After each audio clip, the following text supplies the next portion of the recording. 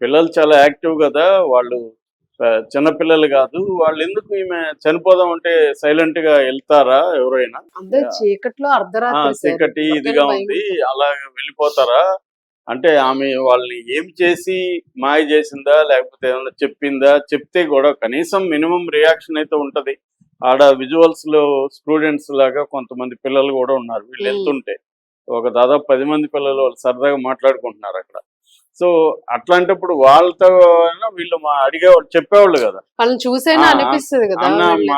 మా అమ్మ అట్లా అంటుంది ఆ, అనేది ఏదో ఒకటి ఏదో చేసేవాళ్ళు ఒకటి కదా. అంటే అప్పటికి కూడా వాళ్ళకి ఎవరి వరకు తెలియదా, లేకపోతే వాళ్ళని ఏమన్నా మైల్డ్ మొత్తం ఇచ్చిందా, ఉమ్. ఇలాగ అంతా కూడా పోలీసులు చూస్తున్నారు. దాని తర్వాత లోకోమోటివ్ పైలట్ మీద కూడా, అంటే అతనేమో ఒక వ్యక్తి అని చెప్పాడని అవును. చెప్తున్నారు.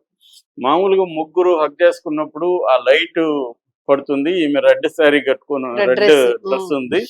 సో ఇవన్నీ ఉన్నప్పుడు ముగ్గురని తెలియదా అంటే, లోకోమోటివ్ పైలట్ ఏమంటుంది, నాకు ఆ కంగారులో ఏం తెలియదు, సడన్ గా చూస్తే ట్రాక్ మీద మనిషి ఉన్నట్టే కనబడ్డారు, వాళ్ళు ముగ్గురు గట్టిగా హత్తుకోవడం వల్ల ఒకరే ఒకళ్ళలాగా అనుకున్నాను కనిపించారు. అని చెప్తున్నారు. అలాగే ఫస్ట్ వాళ్ళ బాడీని చూసిన రైల్వే ఉద్యోగి కూడా, ఘటకేశ్వర స్టేషన్ లో పనిచేసే ఉద్యోగికి ఇన్ఫర్మేషన్ వచ్చింది, అతను వెళ్ళాడు.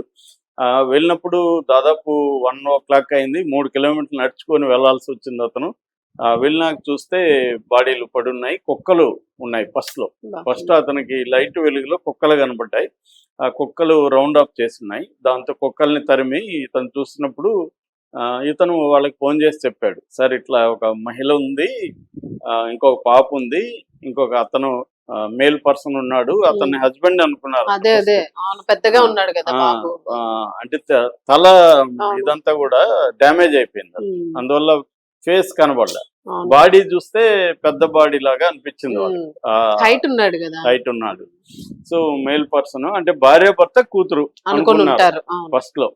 సో ఇదేంటి డ్రైవర్ ఒకడే అని చెప్పారు కదా, ఇక్కడ అంటే ముగ్గురు ఉన్నారు. ఒకరు కాదు ముగ్గురు ఉన్నారు. ఉమ్. అంటే మళ్ళీ డ్రైవర్ని అడిగితే, నా ఆ లైట్ సడన్ గా నేను అంటే అర్ధరాత్రి ఆ టైంలో వాళ్ళు చీకట్లో. కూడా ఫోకస్ ఉండదు కదా, సడన్ గా చూసినప్పుడు వీళ్ళు హగ్ చేసుకుండడం వల్ల లాంగ్ షాట్ లో ఒకరే అనేది అతను అనుకుని ఉండే అవకాశం ఉందన్నమాట. ఉమ్.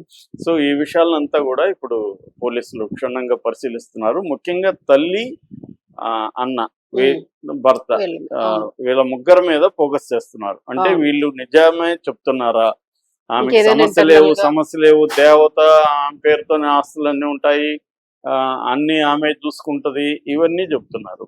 సో అందుకని ఇప్పుడు అంటే అటు ఆఫీస్ లో కూడా పోలీసులు విచారించారు, దాదాపు ఇప్పటి వరకు 200 మందిని విచారించారు. ఉమ్.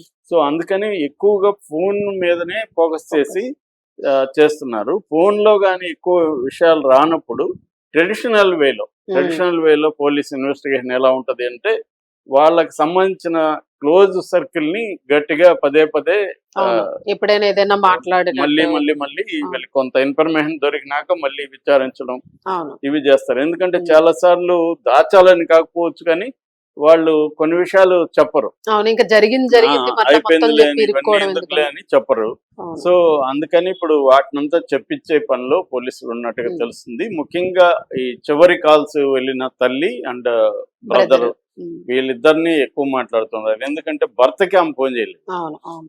మామూలుగా అయితే భర్తతో Husband క్లోజ్ గా ఉంటే భర్తకు కూడా ఫోన్ చేసి ఉండాలి, అవును. కానీ భర్తకు ఫోన్ చేయలేదు. అంటే భర్త మీద ఇంకేమన్నా కంప్లైంట్లు కోపం ఉందా? ఉండడము, లేకపోతే అదే రెండు వాళ్ళిద్దరి రకాల మధ్య అనుమానాలు కలుగుతూ ఉన్నాయి. ఉండడమా, లేకపోతే ఎందుకు చివరి కాలు భర్తకు చేయలేదు, ఓన్లీ వీళ్ళకి చేసింది. అట్లాగే పిల్లలు కూడా చనిపోతాం అనుకున్నప్పుడు కనీసం నాన్నతో మాట్లాడాలనేది అవును. ఏదో ఒకటి ఉండాలి కదా, అది కూడా ఎందుకు చేయలేదు వాళ్ళు.